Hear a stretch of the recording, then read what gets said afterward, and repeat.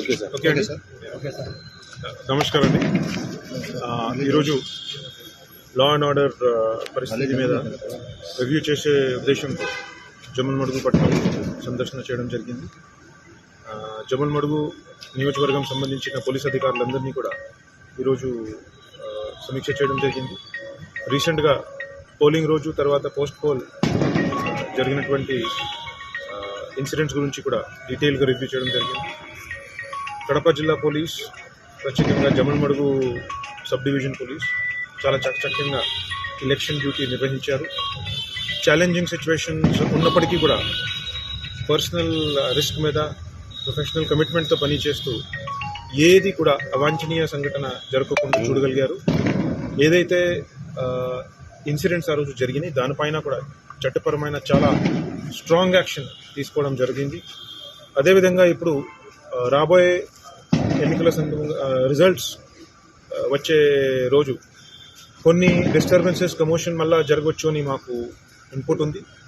దాన్ని కూడా మనం ఇప్పటి నుంచి స్పెసిఫిక్గా దాని గురించి ప్లానింగ్ చేస్తూ బందోబస్తు మనం డిసైడ్ చేస్తున్నాం. ముఖ్యంగా ఇందులో 2-3 అంశాలు అందరూ కూడా రాజకీయ నాయకులు మరియు పబ్లిక్ సభ్యులు పాటించుకోవాల్సింది.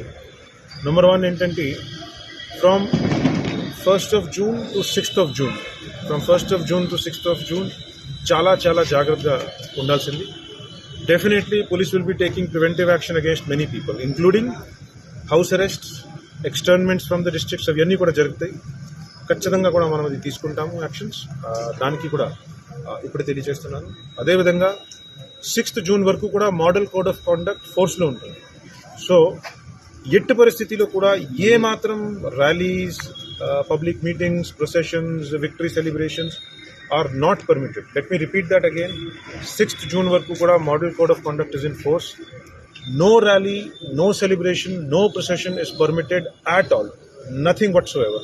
No gathering of people shall be permitted above 5 persons anywhere. So we will be maintaining a curfew kind of a situation in Jammalmadu town and other areas of the constituency where we feel or we have information that disturbance జరిగే అవకాశం ఉంటుంది. ఖచ్చితంగా కూడా ఎవరైనా కూడా ఏదైనా పీస్ని disturbance చేసే, శాంతి భద్రతని విఘటన పెట్టేలా కార్యక్రమం చేస్తే 100% నాన్ బెయిలబుల్ సెక్షన్స్ కింద వారిపైన చట్టపరమైన కఠిన చర్య ఉంటుంది అని తెలియజేస్తున్నాను. We are ready to use legal and all the administrative means to prevent any disturbance. దాని గురించి చాలా పకడ్బందీగా ఈసారి బందోబస్తు ప్లాన్ చేయడం జరిగింది.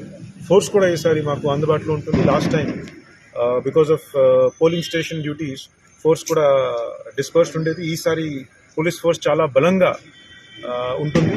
ఈసారి చిన్నది కూడా ఎక్కడైనా డిస్టర్బెన్స్ ఉంది దానిపైన చాలా కఠిన చర్య ఉంటుందని నేను క్లియర్గా చెప్తున్నాను. Thank you.